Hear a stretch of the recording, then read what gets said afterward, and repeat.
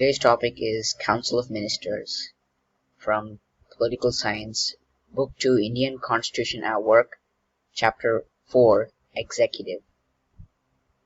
We'll begin with what the Council of Ministers actually is. The Council of Ministers is the highest executive organ, and every government is divided into three organs: legislative, executive, and judiciary. Legislative makes the laws. Executive creates policies and implements these laws, and the judiciary checks the constitutional validity of all the laws, and it protects the rights of the citizens. Within the executive organ, we have a permanent executive and a political executive. Permanent executive consists of the bureaucrats. So whether it be all India services, central services, or state services, these bureaucrats form the permanent executive. They work permanently under the government. They don't have any tenure. They work until retirement, and they are selected through a vigorous assessment. Whereas political executive refers to ministers and members of parliament, and in states it would be members of legislative assemblies. These individuals form the government, but their tenure is fixed to 5 years, and their role is not permanent. Their goal is to make the higher level policies, and the permanent executive executes and implements these policies to the grassroots level. So, permanent executive consists of bureaucracy, and political executive consists of the Prime Minister plus the Council of Ministers. And this is in the central government, because India is a federal country. We have a central and a state government. So in India, the Council of Ministers is the highest executive body. The members are appointed by the President on advice of the Prime Minister. We know that the President is the head of state and the Prime Minister is the head of the government, but the President has very limited discretionary powers, and he's more of a nominal, ceremonial head of state. The Prime Minister is obviously the relatively more powerful position.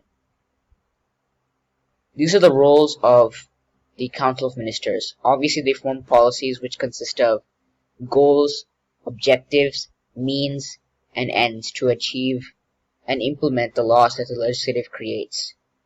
The legislature only creates parent laws.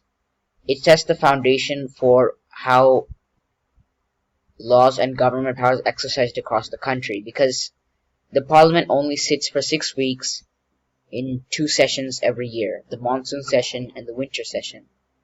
And they can't create laws for every small issue.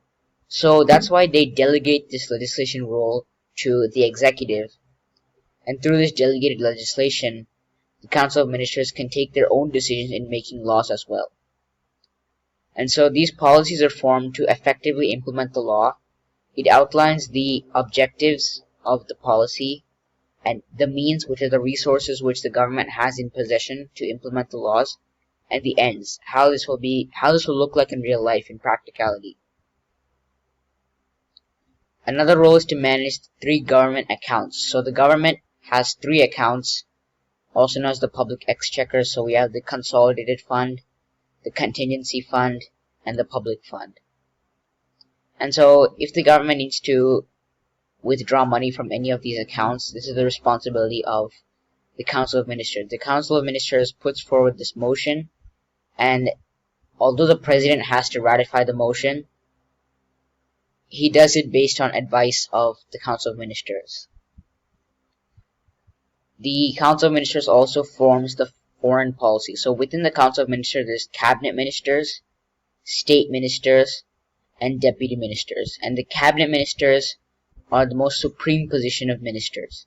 They handle the key portfolios such as Ministry of Foreign Affairs, External Affairs, Ministry of Education, Ministry of Textiles and Industries, Ministry of Communication, Ministry of Logistics and Transportation, etc. So these are the key portfolios handled Ministry of Finance.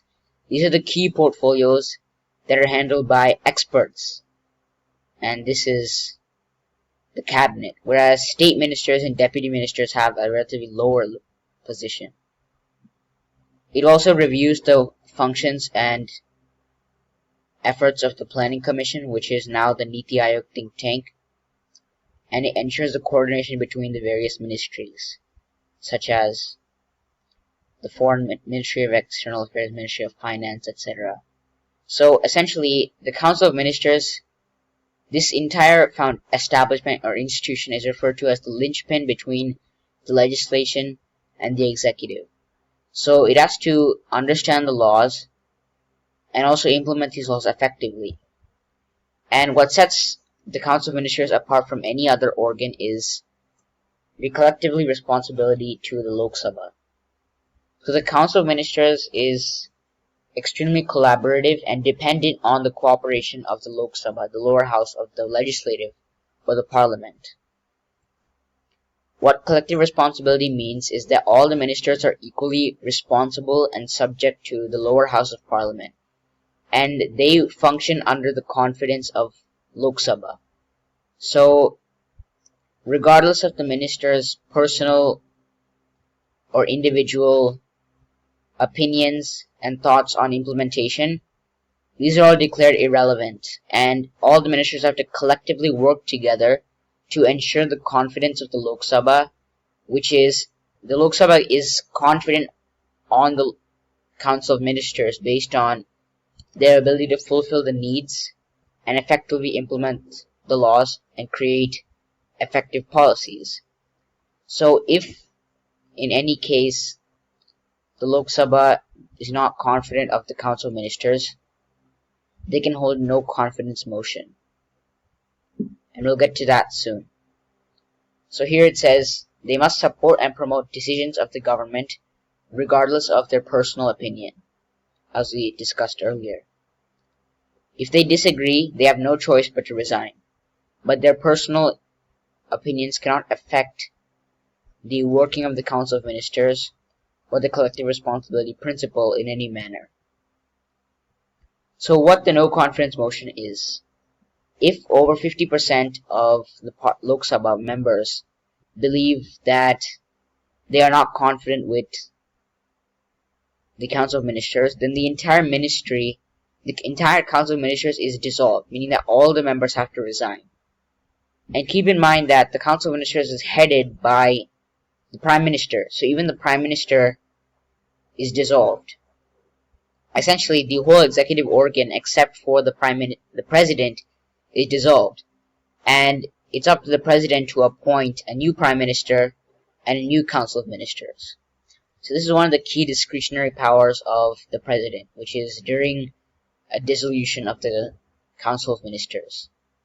So here we can understand that the Lok Sabha has immense effects on the working of the Council of Ministers. Any minor altercation or inability to fulfill the demands of the Lok Sabha could lead to a complete dissolution of the government, and this affects political stability as well. It's known as sink or swim together, so all the ministers either enjoy the confidence of the Lok Sabha, so they swim, or they all sink together. There's no individual resignation. No minister can continue to stay. It's collectively sinking or swimming. And these are all mentioned in Article 75 of the Indian Constitution. So that concludes this video on the Council of Ministers and collective responsibility. As always, I hope you enjoyed the video, had a good learning experience, and until the next one, Sunil Shaltub signing off. Peace.